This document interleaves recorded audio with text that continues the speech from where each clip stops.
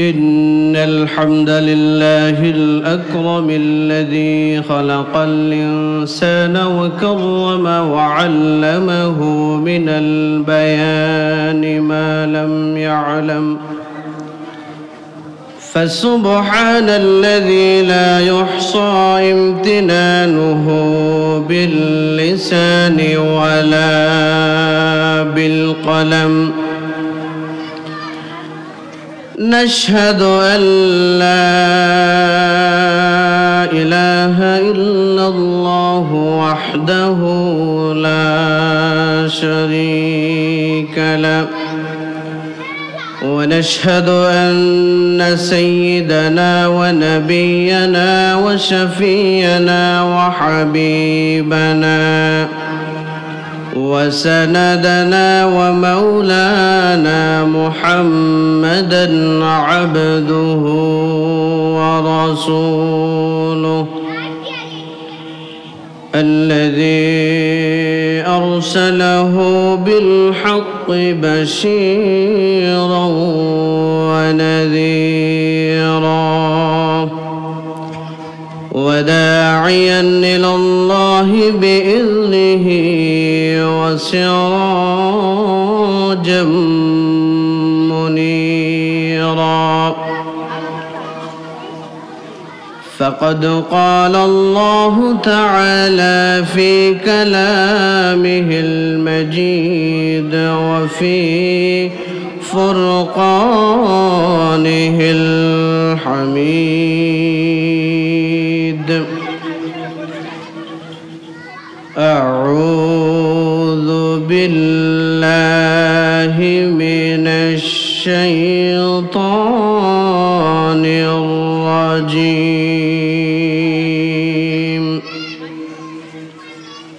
بسم الله الرحمن الرحيم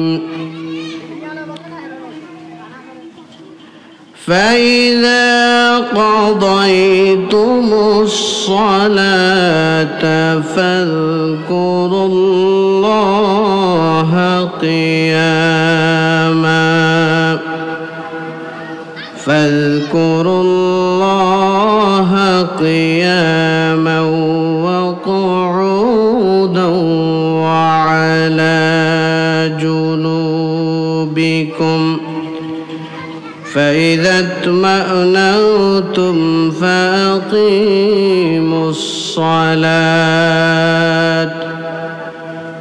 إن الصلاة كانت على المؤمنين كتابا موقوتا صدق الله العظيم. وقال رسول الله صلى الله عليه وسلم بني الإسلام على 5 شهادة لا إله إلا الله وأن محمدًا عبده ورسوله وإقام الصلاة وإيتاء الزكاة والحج وصوم رمضان أو كما قال عليه الصلاة والسلام إن الله وملائكته يصلون على النبي يا أيها الذين آمنوا صلوا عليه وسلموا تسليما اللهم صل على محمد وعلى آل محمد كما صليت على إبراهيم وعلى آل إبراهيم إنك حميد مجيد محمد سيد العرب والعجم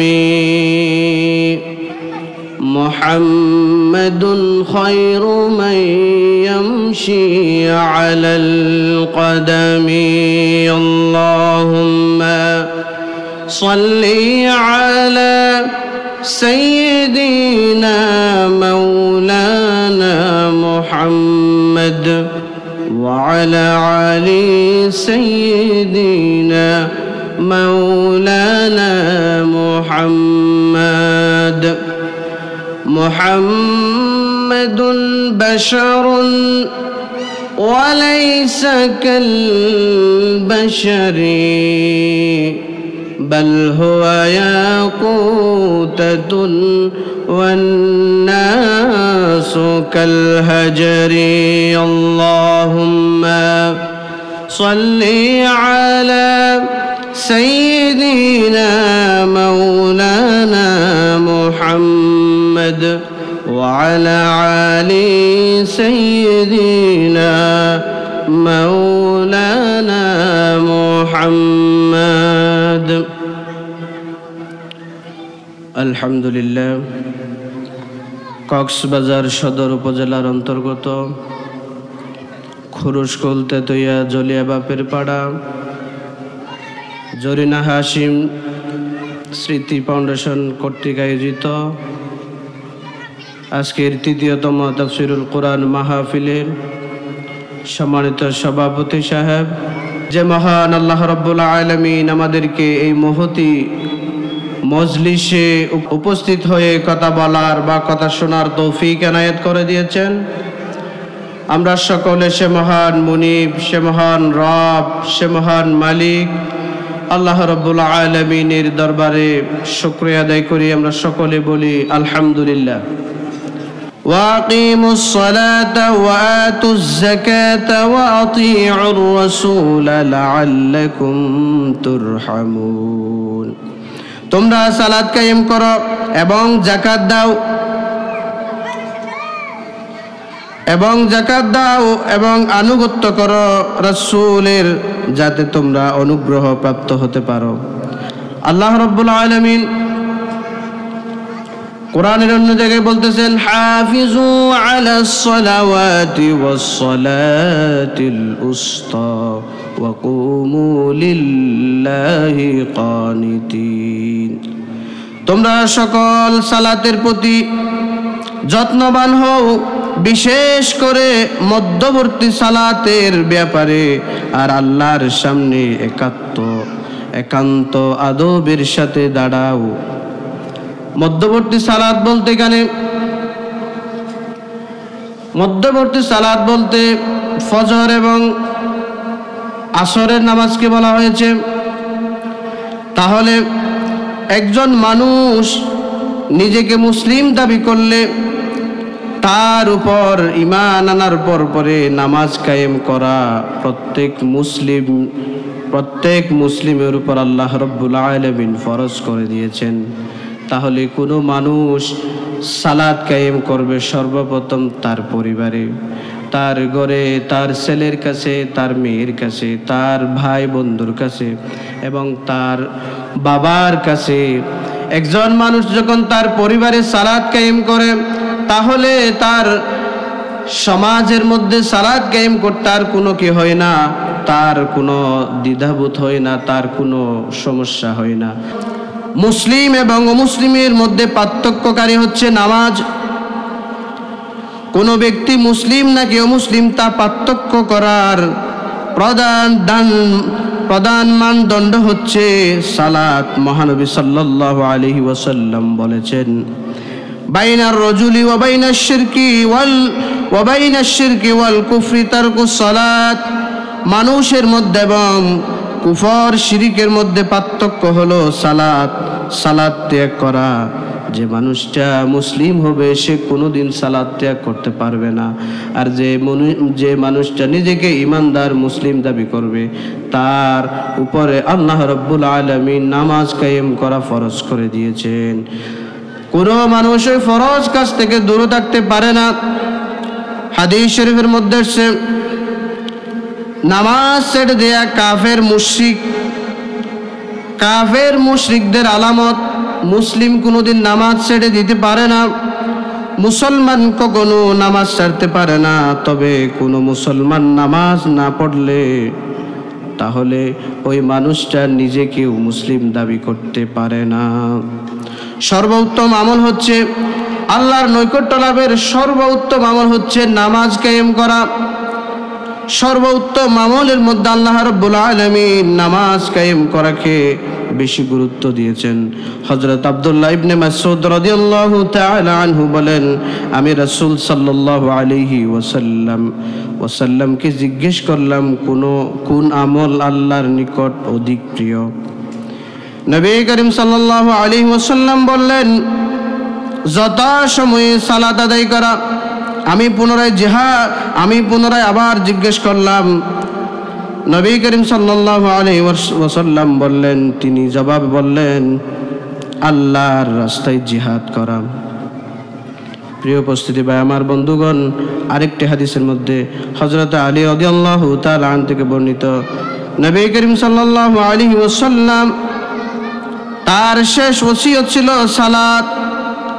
তোমরা নামাজের ব্যাপারে সচেতন ও যত্নবান হও, আর স্বীয় গোলাম ও অধীনস্থদের ব্যাপারে আল্লাহকে ভয় করো। আমরা এখন নামাজ নিজে পড়ি, আমাদের যত কর্মচারী রয়েছে, আমাদের কাছে যত মানুষ কাজ করে বা কোনো দোকানদারি করে বা কোনো দোকানের কর্মচারী, আমরা জমিদার যারা আছি তারা নামাজ পড়লে পড়লাম, আর ওই কর্মচারীদেরকে নামাজ পড়ার কোনো সুযোগ দিই না। নিজের সন্তানকে পর্যন্ত আমরা নামাজ পড়তে এখন বলি না, কর্মচারী তো অনেক দূরের কথা। তাহলে যে মানুষটা নামাজ বাদ দিয়ে, নামাজ কায়েম করাকে বাদ দিয়ে, নামাজ পড়াকে বাদ দিয়ে ব্যবসা করবে, বাণিজ্য করবে, তাহলে তাদের ব্যবসা বাণিজ্য কোনোদিন হালাল ব্যবসা বাণিজ্য হতে পারে না, ওইগুলা হারামে গণ্য হবে। প্রিয় উপস্থিতি ভাই আমার বন্ধুগণ, আল্লাহ রাব্বুল আলামিন সালাতকে গুনাহের কাফফারা হিসেবে গণ্য করেছেন। পবিত্র কোরআনুল কারীমে আল্লাহ রাব্বুল আলামিন বলছেন, ওয়াকিমিস সালাতা তারফাইন নাহারি ওয়া যুলাফাম মিনাল লাইলি ইন্নাল হাসানাতি ইউযহিবনাস সাইয়্যাত। সালাত কায়েম করো দিনের দু অংশে, প্রথম অংশে ফজর ও জোহর, আর দ্বিতীয় অংশ রাতের প্রথম অংশ মাগরিব ও ইশা। নিশ্চয়ই পুণ্যসমূহ পাপসমূহকে দূর করে দেয়। যে সমস্ত নেকিগুলা আপনি পাবেন, ওই সমস্ত নেকিগুলা আপনার গুনাহগুলাকে কি করে দেয়? দূর করে দেয়। হাদিস শরীফের মধ্যে আছে, হযরত আবু হুরায়রা রাদিয়াল্লাহু তাআলা আনহু থেকে বর্ণিত, মহানবী সাল্লাল্লাহু আলাইহি ওয়াসাল্লাম ইরশাদ করেন, 5 ওয়াক্ত নামাজ এক জুমার সালাত থেকে আরেক জুমার সালাত এবং এক রমজান থেকে আরেক রমজান পর্যন্ত মধ্যবর্তী যত গুনাহ হবে, সমস্ত গুনাহগুলা এক রমজান থেকে আরেক রমজান পর্যন্ত ওইগুলা কাফারা হয়ে যায় এবং সমস্ত গুনাহগুলা নামাজের মাধ্যমে এবং রোজার মাধ্যমে কেটে যায়। তাহলে আমাদেরকে অবশ্যই নামাজ কায়েম করতে হবে সর্বাবস্থায়। আরেকটি হাদিস আছে, হযরত আবু হুরায়রা রাদিয়াল্লাহু তাআলা আনহু থেকে বর্ণিত, তিনি বলেন,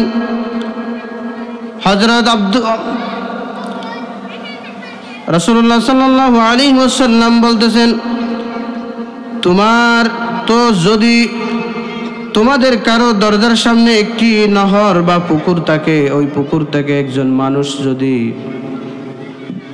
দৈনিক 5 বার গোসল করে তাহলে তার শরীরে কি কোনো ময়লা থাকবে নাকি?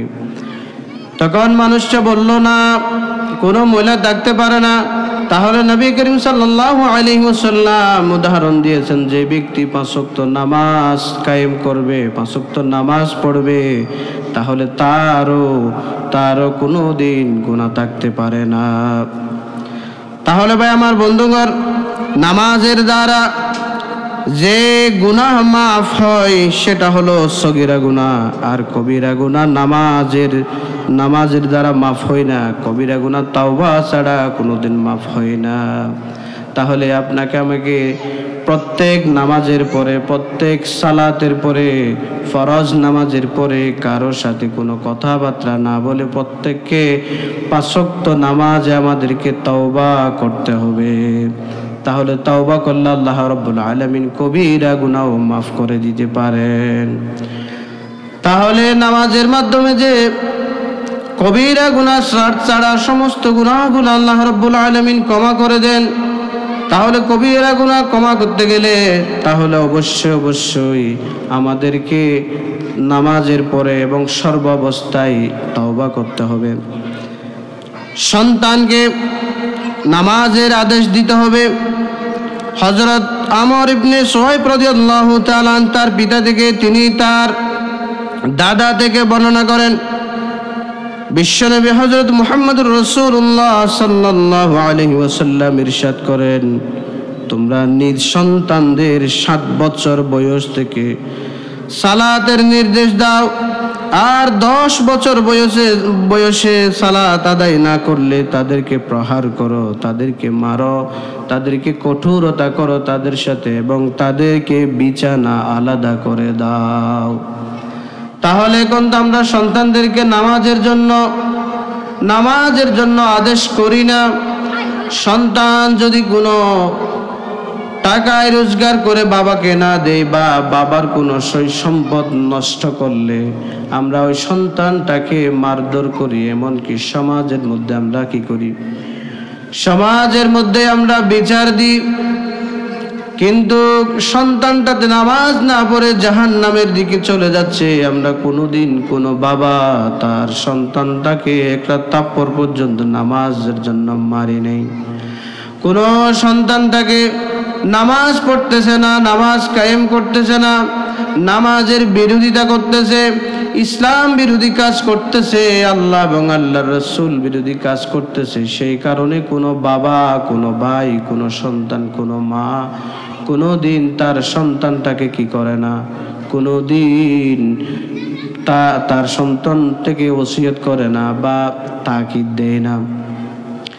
তাহলে যে মানুষটা নিজেকে ইমানদার হিসেবে দাবি করবে তাকে অবশ্যই দুনিয়ার সমস্ত কিছুর চেয়ে আল্লাহ রাব্বুল আলামিন এবং তার রাসূলকে বেশি গুরুত্ব দিতে হবে। আল্লাহ রাব্বুল আলামিনের প্রিয় হাবিব বলছেন, তোমরা ততক্ষণ পর্যন্ত পরিপূর্ণ ইমানদার হতে পারবে না যতক্ষণ পর্যন্ত তোমাদের এই দুনিয়ার সয় সম্পদ, সুন্দর নারী, গাড়ি, বাড়ি, ক্ষমতার চেয়ার, তোমার মেম্বারগিরি, চেয়ারম্যানগিরি, এমপিগিরি, তোমার প্রধানমন্ত্রীগিরি, যতই কিছু দুনিয়ার প্রিয় জিনিস আছে সমস্ত কিছুর চেয়ে বেশি যতক্ষণ পর্যন্ত আল্লাহ এবং আল্লাহর রাসূলকে বেশি গুরুত্ব দিতে পারো নাই ততক্ষণ পর্যন্ত পরিপূর্ণ ইমানদার হতে পারবে না। তাহলে উপস্থিতি ভাই আমার বন্ধুগণ, তাহলে আমরা নামাজকে যদি আমরা বেশি গুরুত্ব দিই তাহলে এই দুনিয়ার সমস্ত কিছুকে কি করতে হবে? সমস্ত কিছুকে বাদ দিয়ে আমাদেরকে নামাজকে বেশি গুরুত্ব দিতে হবে। তাহলে আল্লাহ রাব্বুল আলামিন অবশ্যই আমাদেরকে জান্নাতের উচ্চ মাকাম দান করে দেবেন। আল্লাহ রাব্বুল আলামিন পবিত্র কোরআনুল কারীমে বলেন, ওয়া'মুর আহলাকা বিস-সালাতি ওয়াসতাবির আলাইহা লা নাসআলুকা রিজকা নাহনু নারযুকুকা ওয়াল আকিবাতু লিত-তাকওয়া। হে নবী, আপনি আপনার পরিবারের লোকদেরকে সালাত কায়েমের নির্দেশ দিন এবং নিজেও এবং এর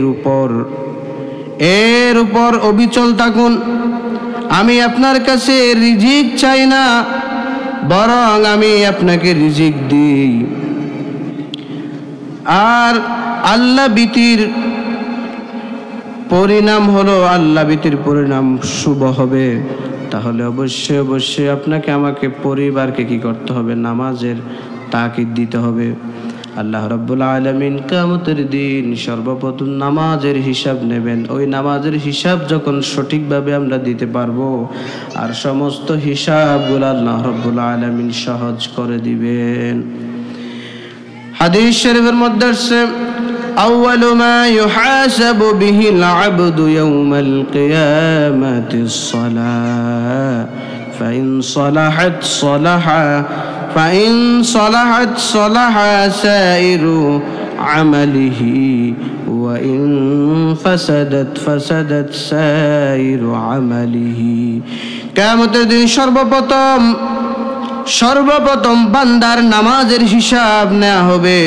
যদি নামাজ সঠিক থাকে তাহলে অন্যান্য আমল সঠিক বলে প্রমাণিত হবে, আর যদি নামাজ ত্রুটিমুক্ত হয় তাহলে অন্যান্য আমল সমূহ ত্রুটিযুক্ত হয়ে যাবে। তাহলে আমাদেরকে নামাজের যত আরকান আহকাম, যত নিয়ম কানুন, নামাজের ফরজ এবং নামাজের ওয়াজিব সুন্নাহ সমস্ত কিছু মেনে আমাদেরকে নামাজ আদায় করতে হবে। সালাত জান্নাতের চাবি। হযরত জাবির ইবনে আব্দুল্লাহ রাদিয়াল্লাহু তাআলা আনহু থেকে বর্ণিত, তিনি বলেন রাসূলুল্লাহ সাল্লাল্লাহু আলাইহি ওয়াসাল্লাম বলেছেন, জান্নাতের চাবি হচ্ছে সালাত, আর সালাতের চাবি হচ্ছে ওযু। তাহলে হযরত ইবনে আমির রাদিয়াল্লাহু তাআলা আনহু থেকে বর্ণিত, তিনি বলেন মহানবী সাল্লাল্লাহু আলাইহি ওয়াসাল্লাম ইরশাদ করেছেন, যে মুসলিম ওযু করে এবং উত্তম রূপে ওযু করে অতঃপর দাঁড়িয়ে মনোযোগ দিয়ে তার অন্তরু দেহ সম্পূর্ণভাবে আল্লাহর দিকে রুজু করে মতওয়াজ্জ হয়ে 2 রাকাত নামাজ আদায় করবে, তার জন্য আল্লাহ রাব্বুল আলামিন জান্নাত অবধারিত করে দেন।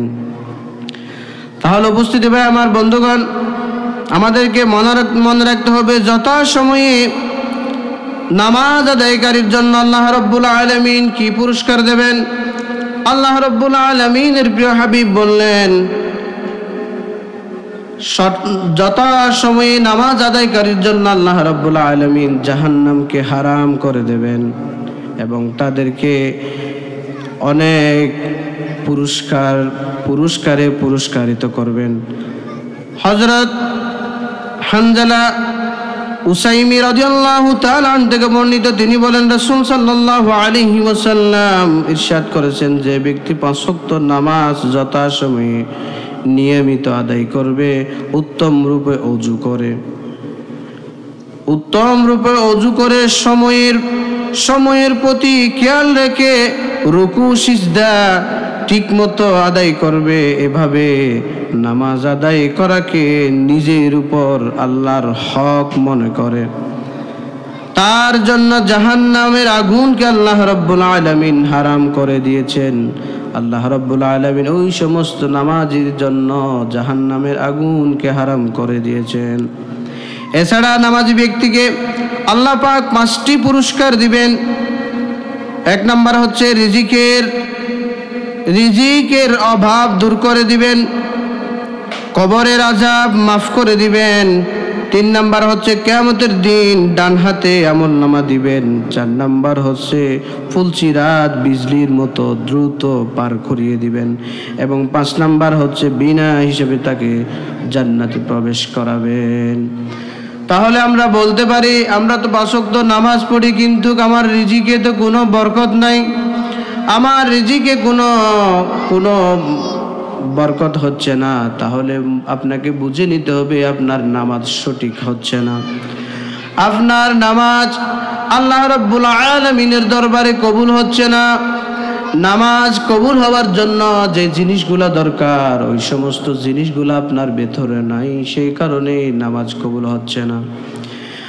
আমাদের সচরাচর আমাদের দেশ থেকে যখন কোনো একটা বিদেশে কোনো একটা জায়গায় মানুষ টাকা রোজগার করতে যায় বা হজ করতে যায় বা স্টুডেন্ট ভিসা নিয়ে বাহিরে যায়, তখন ওই মানুষটাকে বিদেশে যাওয়ার জন্য কিছু নিয়ম কানুন মানতে হয়। তার মধ্যে প্রথম নাম্বার হচ্ছে তাকে একটা পাসপোর্ট করতে হয়। ওই পাসপোর্ট যখন করতে যাবেন, তাহলে ওই পাসপোর্ট করার জন্য কিছু নিয়ম কানুন, কিছু কাগজপত্র লাগবে। ওই সমস্ত ডকুমেন্টগুলো যখন আপনি সঠিকভাবে দিতে পারবেন, তাহলে ওই পাসপোর্ট অফিসে আপনি যখন দিয়ে দেবেন, তারপরে আপনার পাসপোর্ট হয়ে যাবে। এরপরে আপনি বিদেশে যাওয়ার জন্য প্রসেসিং করতে পারবেন। আর পাসপোর্টের সমস্ত ডকুমেন্টগুলো আপনি নিলেন, সার্টিফিকেট যতগুলো দরকার সমস্ত কিছু নিলেন, এবং আপনি নিয়ে যদি আমাদের কক্সবাজারের যে বড় মসজিদ আছে, ওই মসজিদের ইমাম সাহেবকে দিলেন, আপনার পাসপোর্ট হবে নাকি? কোনোদিন পাসপোর্ট হবে না। তাহলে আপনাকে সঠিক সময়ে সঠিক কাগজপত্র নিয়ে সঠিক জায়গায় ওই পাসপোর্ট অফিসে দিতে হবে। তাহলে আপনার পাসপোর্ট হবে, আপনি সঠিকভাবে পাসপোর্টটা পেয়ে যাবেন। হুবহু ওই রকম নামাজ কবুল হওয়ার জন্য কিছু নিয়ম নীতি আইন কানুন রয়েছে। ওই সমস্ত নিয়ম নীতি আইন কানুনগুলো আপনাকে কি করতে হবে? সঠিকভাবে মানতে হবে, সঠিকভাবে আদায় করতে হবে। তার মধ্যে প্রথম হচ্ছে আপনাকে হালাল ইনকাম করতে হবে। হালাল ইনকাম ছাড়া হারাম ইনকাম দিয়ে আপনি কোনোদিন নামাজ আদায় করে ওই নামাজ আল্লাহর দরবারে কবুল করাইতে পারবেন না। তাহলে আপনার নামাজ কবুল হওয়ার জন্য সর্বপ্রথম শর্ত হচ্ছে আপনাকে সঠিক আয় রোজগার এবং হালাল আয় রোজগার আপনাকে করতে হবে। সালাত অন্যায় অনৈতিক কাজ থেকে মানুষকে বিরত রাখে। মহান আল্লাহ রাব্বুল আলামিন বলছেন, ইন্নাস সালাতা তানহা আনিল ফাহশাই ওয়াল মুনকার। নিশ্চয় সালাত অশ্লীল ও মন্দ কাজ থেকে বিরত রাখে। হযরত জাবির রাদিয়াল্লাহু তাআলা আনহু থেকে বর্ণিত, তিনি বলেন, রাসূল করিম সাল্লাল্লাহু আলাইহি ওয়াসাল্লামের কাছে এসে আরজ করলো, অমুক ব্যক্তি নামাজ পড়ে আবার সকাল হলে চুরি করে। তখন রাসূল সাল্লাল্লাহু আলাইহি ওয়াসাল্লাম বলছেন, তাহলে তার নামাজ অতি শীঘ্রই আল্লাহর কাছে এই খারাপ কাজ থেকে নামাজ অতি শীঘ্রই তাকে এই খারাপ কাজ থেকে ফিরিয়ে আনবে। আর তাহলে বোঝা গেল ওই মানুষটা তার নামাজ সঠিকভাবে হচ্ছে না, সেই কারণে তাকে খারাপ কাজ থেকে বাঁচাইতে পারতেছে না। এখন আমাদের সমাজে অনেক নামাজি আছে, নামাজও পড়ে সুদ খায়, নামাজও পড়ে ঘুষ খায়, এবং নামাজও পড়ে ব্যবসা বাণিজ্য করে, হারাম ব্যবসা বাণিজ্য করে, দোকানদারি করে। ওই দোকানে বেশি বেচা বিক্রি হওয়ার জন্য হারাম কাজ করে, যেমন বাদ্য বাজনা করে, গান বাজনা করে, টিভির মধ্যে নাটক ফিল্ম সিনেমা দেখিয়ে বেশি আয় রোজগার করে। বেশি আয় রোজগার করার জন্য দোকানে দোকানে টিভি লাগিয়ে এবং দোকানে দোকানে ইসলাম বিরোধী যত জিনিস আছে ওই সমস্ত জিনিসগুলা বিক্রি করে, সাউন্ড বক্স ভাড়া দেয়। তাহলে এই থেকে কিয়ামত পর্যন্ত আপনি নামাজ পড়তে পড়তে পুরা কপালটা আপনার জট করে ফেলতে পারবেন, কিন্তু আপনার নামাজ আল্লাহর কাছে কবুল হবে না। নামাজ কবুল হওয়ার জন্য এক নাম্বার শর্ত হচ্ছে হালাল ইনকাম। তাহলে আপনি দোকানের মধ্যে যে টিভি লাগিয়ে বেচা কিনা বেশি হওয়ার জন্য আপনি টিভি লাগিয়ে ইসলাম বিরোধী কাজ করতেছেন। আল্লাহর রাসূল বলতেছে, আমি পৃথিবীতে এসেছি অপসংস্কৃতিকে দূর করার জন্য। কিন্তু আমরা কি করি এখন? সুস্থ সংস্কৃতিকে বাদ দিয়ে আমরা অসুস্থ সংস্কৃতিকে, ইসলাম বিরোধী কাজকে এবং আমরা প্রাধান্য দিয়ে বেশি টাকায় রোজগার করার জন্য দোকানে দোকানে ইসলাম বিরোধী কাজ করি কি করি না? তাহলে নামাজ কিভাবে হবে? ইসলাম বিরোধী কোনো জিনিস বাড়া দিয়ে, গান বাজনার বাজনা ওইগুলা বাড়া দিয়ে টাকায় রোজগার করা, দোকানে টিভি লাগিয়ে ইসলাম বিরোধী, আল্লাহ রাসূল যে সমস্ত জিনিসগুলা বন্ধ করার জন্য এসেছে ওই সমস্ত জিনিসগুলা আপনি প্রচারণা করে টাকায় রোজগার করে এই থেকে কিয়ামত পর্যন্ত ওই টাকা আপনার জন্য হালাল হবে না। এই থেকে কিয়ামত পর্যন্ত ওই টাকা কোনোদিন হালাল হতে পারে না। তাহলে ওই হারাম টাকা দিয়ে আপনি যত আয় রোজগার করবেন, যত সন্তানদেরকে আপনি মানুষ করবেন, হাফেজ বানাবেন, আলেম বানাবেন, তাহলে যতই ভালো কাজ করুক না কেন, যত মাদ্রাসা করবেন, যত মসজিদ করবেন, এতিমখানা চালাবেন, কোনো কিছু আল্লাহর কাছে কবুল হবে না। তাহলে নামাজ আল্লাহর কাছে কবুল হওয়ার জন্য অবশ্যই আপনাকে আমাকে হালাল ইনকাম করতে হবে। ওই হালাল ইনকাম যদি কম হয়, তারপরেও হালাল ইনকাম করে আপনাকে জীবন পরিচালনা করতে হবে। তাহলে সালাতের উপকারিতা, আমরা যখন সালাত কায়েম করব সঠিকভাবে, তাহলে সমাজ থেকে সুদখোর, ঘুষখোর, জানাখোর যত আছে সমস্ত কিছু কি হয়ে যাবে, সমস্ত কিছু দূর হয়ে যাবে। সেই কারণে আমাদেরকে প্রথম কাজ করতে হবে, ঈমান আনার পরে নামাজ কায়েম করতে হবে। তাহলে নামাজ কায়েম করলে আল্লাহ রাব্বুল আলামিন অবশ্যই আমাদের সমস্ত ইবাদতগুলা কবুল করে নেবেন। আল্লাহ রাব্বুল আলামিন মানব জাতির হেদায়েতের জন্য যে একটি গ্রন্থ পাঠিয়েছেন, ওই গ্রন্থটির শুরুতে আল্লাহ রাব্বুল আলামিন বলেছেন, যালিকাল কিতাবু লা রাইবা ফীহি হুদাল লিল মুত্তাকিন। এটা সেই কিতাব যাতে কোনো সন্দেহ নেই, মুত্তাকিদের জন্য পথ প্রদর্শক। তাহলে আপনি যদি নিজেকে মুত্তাকি হিসেবে দাবি করেন, তাহলে আপনি কোনোদিন ইসলাম বিরোধী কাজ করতে পারেন না, ইসলাম বিরোধী নেতার পিছনে দৌড়াতে পারেন না। এই কোরআন হচ্ছে মানব জাতির হেদায়েতের জন্য আল্লাহ দিয়েছেন, মুত্তাকিদের জন্য দিয়েছেন। তাহলে মুত্তাকি কারা? বিবাহ অনুষ্ঠান নামে এবং পিকনিক নামে যারা গান বাজনা করে, বেহাইয়াপনা করে, ওখানে যারা যায়, যারা বৈরাতের ভাত খায়, তাহলে তারা নাকি মুত্তাকি? তারা কোনোদিন মুত্তাকি হতে পারে না। মুত্তাকি যারা, তারা কি করবে? আল্লাহ রাব্বুল আলামিন এর পরের আয়াতে বলতেছেন, আল্লাযীনা ইউমিনুনা বিল গায়বি ওয়া ইউকিমুনাস সালাতা ওয়া মিম্মা রাযাকনাহুম ইউনফিকুন। আল্লাযীনা ইউমিনুনা, যারা দেখা বিষয়ের উপর বিশ্বাস স্থাপন করে এবং নামাজ কায়েম করে, আমি তাদেরকে যে রিজিক দিয়েছি তা থেকে তারা ব্যয় করে।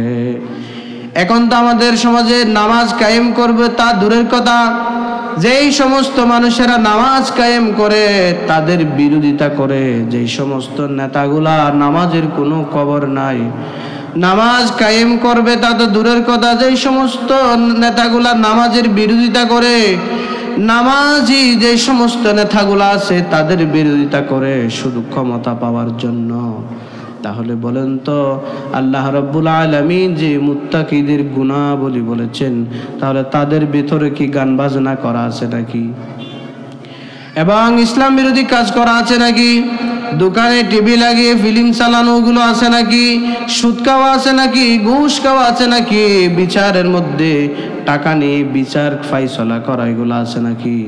এখন আপনি কোনো বিচার করার জন্য যখন মানুষকে ডাকা হয়, সেখানে ডাকতে গেলে তাদেরকে টাকা দিতে হয়। তাহলে ওই টাকা নেওয়া ওইগুলা ইসলামে কি আছে নাকি? ইসলামের কোথাও তো ঘুষ নিয়ে বিচার করা ওইগুলা নাই। তাহলে আপনি যখন নামাজকে কায়েম করবেন, তাহলে একজন মানুষ যখন নামাজ কায়েমকারী হয়ে যাবে, ওই মানুষটা কোনোদিন সুদ খেতে পারবে না, ঘুষ খেতে পারবে না, জিনা করতে পারবে না। যেই সমস্ত জায়গায় জিনা হয় ওইখানেও যাবে না।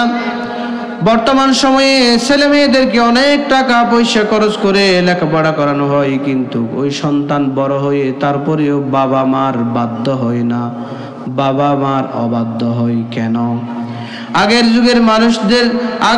যুগের ছেলে মেয়েদেরকে পড়ালেখা করানোর সময় এতগুলা টাকা খরচ হতো না, বর্তমান সময়ে যত খরচ হয়। কিন্তু তারপরেও ছেলেগুলা সুসন্তান হয় না, কুসন্তান হয়। কারণ ওই ছেলেটার বাবা এবং মায়ের বিবাহ শুদ্ধ না হওয়ার কারণে ওই সন্তানগুলা সঠিক জাদা হয় না, ওই সন্তানগুলা হারাম জাদা হয়ে যায়। কারণ তাদের বাবা মার বিবাহ শুদ্ধ হয় নাই। কোনো মানুষের বিবাহ শুদ্ধ হলে তাহলে ওই বিবাহ অনুষ্ঠানে গান বাজনা করলে এবং যৌতুক নিলে, ওই বৈরাতের ভাত খেলে, তাহলে ওইখানে ইসলাম বিরোধী যত কার্যকলাপ আছে ওইগুলা করলে তো ওই বিবাহটা শুদ্ধ হয় না। সেই শুদ্ধ না হওয়ার কারণে আজকে আমাদের সমাজের কোনো এত শিক্ষিত বেড়ে যাওয়ার কারণেও সুশিক্ষিত পাওয়া যায় না।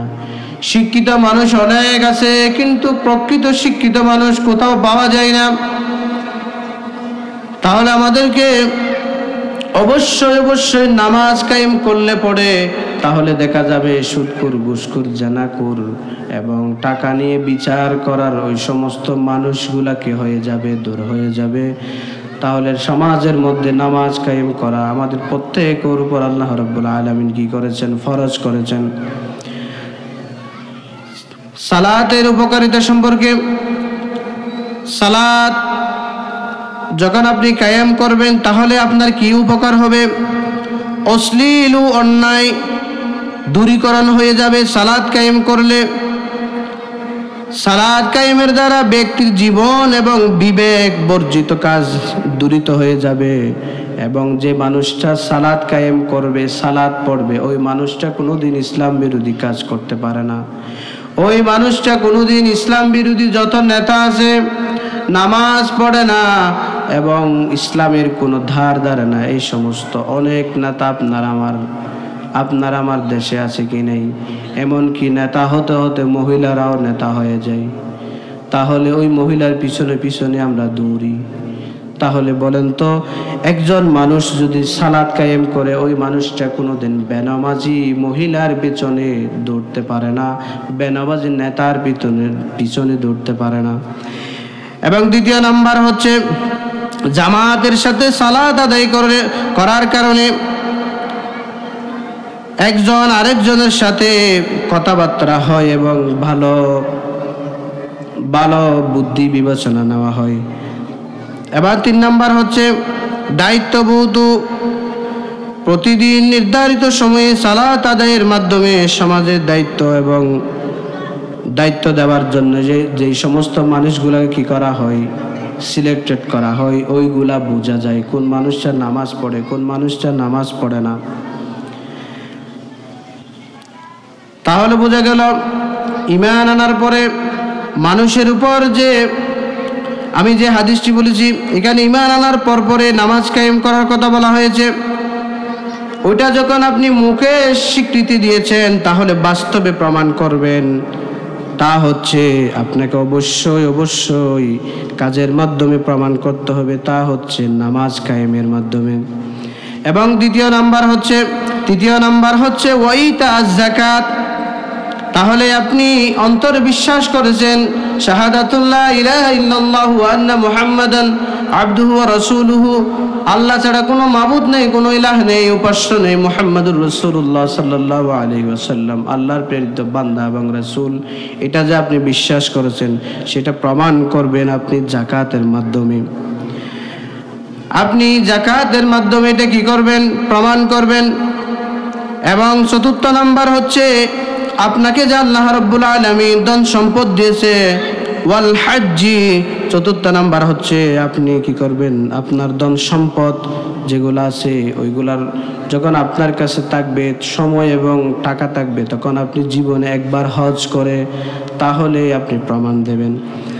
এবং 4 নাম্বার হচ্ছে পানাহার, এবং 5 নাম্বার হচ্ছে পানাহার এবং চাহিদা থেকে রমজানের রোজার মাধ্যমে আপনি তার প্রমাণ দেবেন। তাহলে অবশ্যই আল্লাহ রাব্বুল আলামিন আমাদেরকে কি করবেন? আমাদেরকে মুত্তাকি হিসেবে আল্লাহ রাব্বুল আলামিন কবুল করবেন। কুরআনুল কারীমে আল্লাহ রাব্বুল আলামিন বলেন, ওয়া ইকামাস সালাত ইন্নাস সালাতা তানহা আনিল ফাহশাই ওয়াল মুনকার। নামাজ কায়েম করো, নিশ্চয় নামাজ মানুষকে লজ্জাহীনতা, অশ্লীলতা কাজ থেকে আল্লাহ রাব্বুল আলামিন পাপ কাজ থেকে মানুষকে আল্লাহ বিরত রাখবে। আল্লাহ রাব্বুল আলামিন কুরআনুল কারীমের অন্য জায়গায় বলেন, ফাওয়াইলুল লিল মুসাল্লিন الذين هم عن صلاتهم ساهون এমন সব নামাজীর জন্যই ধ্বংস যারা নিজ নামাজের ব্যাপারে উদাসীন ও অমনোযোগ। আল্লাহ রাব্বুল আলামিন ওই সমস্ত নামাজীদেরকে আল্লাহ রাব্বুল আলামিন কি বলেছেন? ধ্বংস বলে ঘোষণা করেছেন। আল্লাহ রাব্বুল আলামিন কোরআনুল কারীমের অন্য জায়গায় বলেন, ইন্নামা ওয়ালিয়ুকুমুল্লাহু ওয়া রাসূলুহু ওয়াল্লাযীনা আমানুল্লাযীনা ইউকিমুনাস সালাতা ওয়া ইউতুনাজ যাকাতা ওয়া হুম রাকিউন। নিশ্চয় তোমাদের বন্ধু তো আল্লাহ, তার রাসূল ও যেসব ইমানদার লোক দ্বারা নামাজ কায়েম করে ও যাকাত আদায় করে। তাহলে অবশ্যই অবশ্যই আমরা নিজেকে মুত্তাকি হিসেবে দাবি করতে চাইলে তাহলে আল্লাহ রাব্বুল আলামিনের দেওয়া সমস্ত হুকুম আহকাম মানতে হবে। আমরা কিছু মানলাম আর কিছু মানলাম না, এরকম হবে না। তাহলে অবশ্যই অবশ্যই আল্লাহর দেওয়া সমস্ত হুকুম মানতে হবে। আল্লাহ রাব্বুল আলামিন কোরআনুল কারীমে সূরা মুজাদালার মধ্যে বলেছেন, ফাকিমুস সালাতা ওয়া আতুজ যাকাতা ওয়া আতিউল্লাহ ওয়া রাসূলা ওয়াল্লাহু খাবীরুম বিমা তা'মালুন। ফাকিমুস সালাতা, তোমরা সালাত কায়েম করো, ওয়া আতুজ যাকাতা, যাকাত দাও, ওয়া আতিউল্লাহ ওয়া রাসূলা, আল্লাহ ও তার রাসূলের আনুগত্য করো। তাহলে একজন মানুষ যদি আল্লাহ ও তার রাসূলের আনুগত্য করে তাহলে ওই মানুষটা কোনোদিন অন্যায় কাজ করতে পারে না এবং মানুষের হক নষ্ট করতে পারে না। ওই মানুষটার কারণে, ওই মানুষটার কলমের কুসার কারণে কোনো মানুষ অন্যায় করতে পারে না। কোনো সন্তান, কোনো ছেলে মেয়ে বাবার সম্পদ থেকে বঞ্চিত হতে পারে না। কোনো মানুষ ন্যায় বিচার থেকে বঞ্চিত হতে পারে না। যে মানুষটা আতিউল্লাহ ওয়া আতিউর রাসূল, আল্লাহ ও তার রাসূলের আনুগত্য করবে তাহলে সে কোনোদিন অন্যায় করতে পারবে না। তার কারণে কোনো মানুষ কষ্ট পাবে না, তার কারণে কোনো মানুষ অন্যায়ের শিকার হবে না, জুলুমের শিকার হবে না। তাহলে এরপর ইনশাআল্লাহ রাব্বুল আলামিন বলেন, আল্লাহু খাবীরুম বিমা তা'মালুন, তোমরা যা কিছু করো সব বিষয়ে আল্লাহ পুরোপুরি অবগত আছেন। তাহলে বলেন তো আমরা যদি কি করি? নামাজ কায়েম করি তাহলে কোনোদিন আমার কারণে কোনো মানুষ কষ্ট পেতে পারে না। তাহলে নামাজ কায়েম করা আল্লাহ রাব্বুল আলামিন আমাদের সকলের জন্য ফরজ করে দিয়েছেন। আল্লাহ রাব্বুল আলামিন আমাদের সকলকে 5 ওয়াক্ত নামাজ পড়ে এবং যে হাদিসের মধ্যে 5টি বিষয়ের উপর কথা বলেছি, ওই 5টি বিষয়ের উপর আমাদের সকলকে আমল করার তৌফিক এনায়েত করে দিন। আল্লাহ রাব্বুল আলামিন আমাদেরকে পৃথিবীতে যতদিন বেঁচে থাকবো ততদিন পর্যন্ত আল্লাহ এবং আল্লাহর রাসূলের আনুগত্য করে আমাদেরকে জীবন যাপন করার তৌফিক এনায়েত করে দিন। আল্লাহ রাব্বুল আলামিন কোরআনুল কারীমের সূরা আলে ইমরানের মধ্যে বলেছেন, قل إن كنتم تحبون الله فاتبعوني يحببكم الله ويغفر لكم ذنوبكم والله غفور رحيم। হে নবী, আপনি বলে দিন, তোমরা যদি আল্লাহকে ভালোবাসতে চাও তাহলে আমি নবীর বান্দাগি করো, আমি নবীকে অনুসরণ করো। আল্লাহ তোমাদেরকে ভালোবাসবে, আল্লাহ তোমাদের জীবনের গুনাহগুলো ক্ষমা করে দেবে। আল্লাহ বড় দয়ালু, আল্লাহ বড় ক্ষমাশীল।